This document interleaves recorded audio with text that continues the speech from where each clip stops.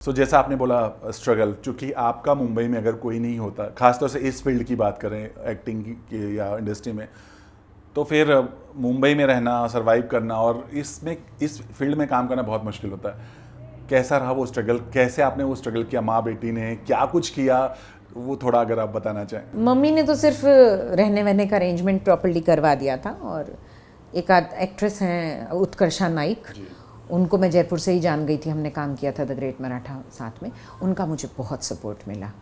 और एक्ट्रेस हैं फरहा, तब्बू की सिस्टर फरहा, उनका मुझे बहुत सपोर्ट मिला। अच्छा। हाँ, बहुत सपोर्ट मिला। उन लोगों ने मुझे करियर के लिए भी हेल्प किया, जगह जगह गाइड भी किया, तबीयत ख़राब हुई या कुछ परेशानी हुई तो भी मेरी हेल्प की। तो मुझे उन लोगों के थ्रू, मेरे फ्रेंड्स के थ्रू मुझे हेल्प मिली। बाकी कोई गॉडफादर गॉड मदर या कोई रिलेटिव्स यहाँ तो थे नहीं मुंबई में।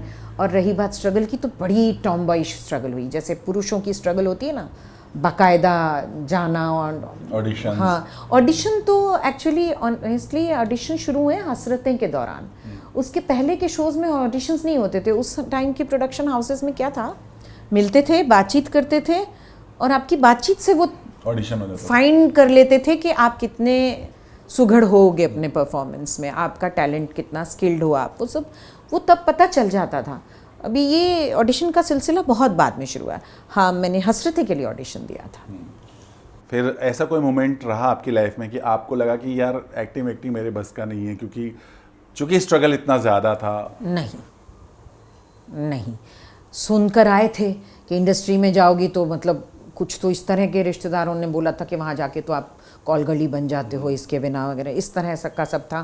क्योंकि तो अच्छा नहीं मानते थे लोग। हाँ, अच्छा नहीं मानते थे, नहीं अच्छा है था भी नहीं। हाँ। अच्छा नहीं मानते थे, नहीं अच्छा है भी नहीं। आज भी यदि आपको प्रॉपरली गाइडेड नहीं हो, if you don't belong to a proper family, और आप अगर फैमिली बैकअप, हाँ, मतलब कि अगर हार गए और नहीं हुआ तो वापस जाने का मुंह नहीं है, वैसा नहीं। और थोड़ा सा खुद की भी एक सेंस होती है ना, कि आप वाइब्रेशंस जिसे आजकल कहा जाता है, उस ज़माने में वाइब्स नहीं कहा जाता था, लेकिन महसूस हो जाता था कि यहाँ कुछ ऑफ है, समथिंग इज़ ऑफ हियर। तो वहाँ पर बच के चलना, कहीं थोड़ा प्यार मोहब्बत से बात करके चुपचाप निकल लेना, इस तरह की टैक्टिक्स यूज़ करते हुए, मैंने कहा ना, पुरुषों टाइप स्ट्रगल की मैंने, कि थोड़ी चपलूसी भी कर ली, थोड़ी बातचीत भी कर ली, थोड़ा बुद्धू भी बना दिया, तो इस तरह का सब किया था। कोई याद है आपको ऑडिशन या कोई ऐसा रोल आपको ऑफर हुआ हो, सब कुछ हो गया हो रातों रात, बट आपको पता चला कि आपके हाथ से वो प्रोजेक्ट निकल गया हो? कभी ऐसा हुआ आपके साथ? एक दूरदर्शन का सीरियल था उर्मिला, उसका मैंने पायलट किया था, और फिर मुझे उसके प्रोड्यूसर ने रिप्लेस कर दिया था, बिकॉज मैं उनकी छोटी बच्ची को एंटरटेन नहीं कर पा रही थी, वो बहुत मुझे परेशान करती थी, तो मैं आया नहीं बन पा रही थी, तो उन्होंने रिप्लेस किया था। तो that was a little of, थोड़ा सा मुझे हर्ट हुआ था। लेकिन उसके अलावा ऐसे जो मेजर शोज थे उनमें कभी भी ऐसा हुआ नहीं, either I was the only choice और आई वॉज द रिप्लेसमेंट। आपने फराह का नाम लिया, कैसे आपका उनके साथ कनेक्शन हुआ था और कैसे आप? ये मुझे याद नहीं है कि उनसे मैं कैसे मिली थी, but gem of a person. मतलब अब यूँ समझो कि मेरी नादानियों को भी जिस लेवल पर उन्होंने क्षमा किया, और जैसी दोस्ती निभाई जिसे कहते हैं, मतलब उन्होंने दोस्ती निभाई, जबकि दोस्त तो कहना ठीक नहीं होगा, मुझसे सीनियर है वो, बट उन्होंने बहुत बहुत सपोर्ट किया। क्योंकि आप इतनी सीनियर हैं इस इंडस्ट्री में, अब आपको लोग इस सोशल मीडिया पे देखते होंगे, या फिर लोग संपर्क करते हैं या कहते हैं कि अरे नुपुर ये क्या कर रहे हो, या कभी ऐसा कुछ बात हुआ? हाँ, ये मतलब बहुत से लोग तो हर्ट होते हैं कि आपने हमारी एक्सपेक्टेशंस को ख़त्म कर दिया, you have to come back. कुछ लोग ऐसे जो मतलब जो सोशल वर्क भी मैं करती थी, तो कई लोगों का कहना है कि हम आपकी वजह से इंडस्ट्री में आए, हम सिंटा के मेंबर आपकी वजह से बने, you have to come back and all. But अब देखिए कि एक्सपेक्टेशंस तो आप सबकी फुलफिल नहीं कर सकते, सुन लेते हैं जब कोई कुछ कहता है तो। उस दौर का कोई ऐसा मोमेंट, कोई ऐसी बात बताना चाहें आज हमारे जो दर्शक आपको देख रहे हैं, कुछ ऐसी बातें जो आपको बहुत तोड़ दी थी, लेकिन आप टूटे नहीं, तोड़ने की कोशिश हुई थी या नहीं टूट पाई आप? नहीं, मैं टूटी मेरी बहन की डेथ के बाद ही। क्योंकि देखो, इंडस्ट्री में कोई भी चीज़ जो भी हुई, एक क्लियर फंडा था कि मैं यहाँ काम करने आई हूँ, यहाँ पर किसी को भी मुझे घर लेके नहीं जाना है। तो जो कुछ भी होता था, जो बैगेज होता था, वो वहीं छोड़ कर आती थी। घर में आके मेरी फैमिली बहुत अच्छी रही है, मुझे फैमिली का बहुत सपोर्ट रहा है। तो घर में आने के बाद वैसे भी कुछ याद नहीं रहता था। कोई चीज़ टूट गई, तोड़ दी, तो यही तो अध्यात्म की शक्ति है ना, कि टूटते नहीं हो आप। आपको इतने सालों में, आप मुझसे कई दफ़ा मिले हैं, हम लोगों का संबंध तो बहुत ही पुराना, आपको कभी लगा मैं टूटी? नहीं, बिल्कुल स्ट्रांग पर्सनालिटी, इसलिए मैं बार बार आपको बोलता भी था। हाँ, कि आपने मुझे कितनी बार खुद समझाया है, कितनी बातें अच्छी तरह से सही राह पे चलने की बात बताई है आपने। ये जो स्पिरिचुअल पावर है ना, जो आध्यात्मिक शक्तियाँ हैं, ये ऐसे ही पर्सनैलिटी में दिखती हैं। ये जो स्ट्रेंथ आपको दिखती है, ये मेरी नहीं है, ये कन्हैया की स्ट्रेंथ है। कृष्ण जब आते हैं ना, तो बस आते चले जाते हैं।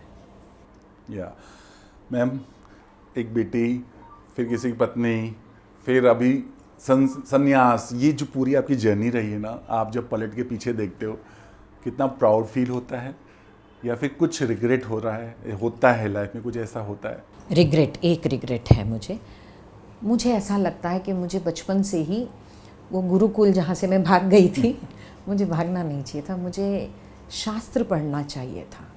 अब साधना, ध्यान की इतनी गहराइयों तक पहुँचने के बाद ये लगता है कि पढ़ना चाहिए था। अब तो खैर पढ़ चुकी हूँ कुछ 2-3 चीज़ें, गीता, रामायण, रामचरितमानस, शिव पुराण वगैरह, लेकिन वो मुझे पढ़ना चाहिए था। अब वो मुझे लगता है कि उसके लिए अब, लेकिन अब ठीक है ना, अब बाकी का जीवन वही करेंगे जी।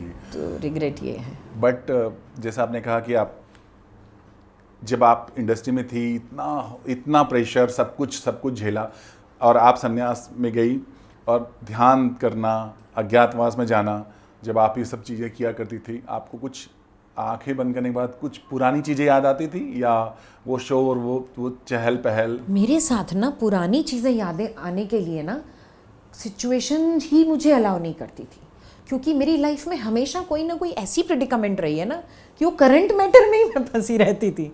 पुराना क्या याद करोगे, अभी जो है उसको कैसे सॉल्व करूं? तो वो होता था। हाँ, तो मेरी बहन की डेथ के बाद, मम्मी की डेथ के बाद, उससे निकलने में बहुत टाइम गया। मम्मी की डेथ के बाद 2 साल गए, और 2 साल के बाद सिस्टर चली गई।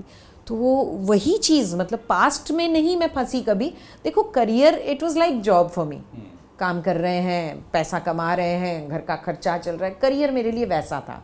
मैंने कभी अवार्ड्स के लिए काम नहीं किया, मैंने पैसे के लिए काम किया, और अपना पैशन जो था उसके लिए काम किया, वो मुझे मिला। मैरिड लाइफ भी मेरी अच्छी सेटल रही है, हस्बैंड के साथ में हैप्पी गो लकी, हमेशा बॉयफ्रेंड गर्लफ्रेंड जैसा ही बिहेवियर रहा। लेकिन ये जो मेनली जो, देखिए, मम्मी की डेथ के लिए भी मैं कहीं प्रिपेयर थी, क्योंकि वो बीमार हो चुकी थी, बूढ़ी हो चुकी थी, पर सिस्टर की डेथ के लिए मैं प्रिपेयर नहीं थी। तो वो बहुत स्मूथली सब चीज़ें होती चली गई हैं, टू बी ऑनेस्ट। कुछ अगर आपकी पूरी दिनचर्या की बात करें, अब जो आपकी लाइफ है, कैसे होती है शुरुआत? चूँकि आपको अगर इस कहते हैं दुनिया में रहना है, तो आपको पैसे की भी ज़रूरत होती है। सब कुछ कैसे मैनेज होता है, और क्या कुछ होता है, आप थोड़ा बताना चाहें? एक चीज़ बताती हूँ, जब आप राम भरोसे हो जाते हो ना, तो राम आपका भरोसा नहीं तोड़ते हैं। वो खर्चा कैसे चलाते हैं ना, वो चमत्कार है जी। इसीलिए कहा होता है, जब हमारे साथ श्री रघुनाथ, तो किस बात की चिंता। ये सच है। मुझे भी थी वो इनसिक्योरिटी कि खर्चा कैसे चलेगा, भिक्षाटन करके होगा ही क्या। पहली बार भिक्षाटन किया था तो 104-108 रुपये कुछ मिले थे, तो खर्चा कैसे चलेगा। अरे सब होता है, सब कुछ होता है, और वो प्रभु ही करते रहते हैं। कैसे होता है तो एक्सप्लेन करना ही पॉसिबल नहीं है। कब, कौन, कहाँ से, कैसे आपको क्या चीज़। मैंने जब से संन्यास लिया, मैंने एक जोड़ी कपड़ा नहीं खरीदा, मैंने एक टूथब्रश तक नहीं खरीदा है। जी। कैसे सब होता है? प्रभु करते हैं, कर ही देते हैं, कैसे कैसे, और हर बार उतना ही अचरज होता है जितना पहली बार हुआ था। ऐसा लगता है कि इतनी कृपा, इतने पाप करने के बाद ऐसा जीवन प्राप्त हुआ है। बहुत बहुत कृतज्ञता महसूस होती, इतनी कृपा मिली है। कहते हैं ना कि वो फील करा देते हैं आपको, है ना, किसी पल पल। जी। आप एक बार शरण में जाओ तो सही, प्रभु पे पूरा समर्पण करो तो सही। हम ना कर्ता भाव में रहते हैं, हमें ये करना है, हमें कमाना है, हमें खाना है, हमें करना है। कुछ नहीं कर रहे हैं हम, कुछ भी नहीं कर रहे हैं, और जो कुछ भी कर रहे हैं वो करवा रहा है तो कर रहे हैं, तो किसी चीज़ का कोई प्राउड नहीं है, सब भगवत कृपा है।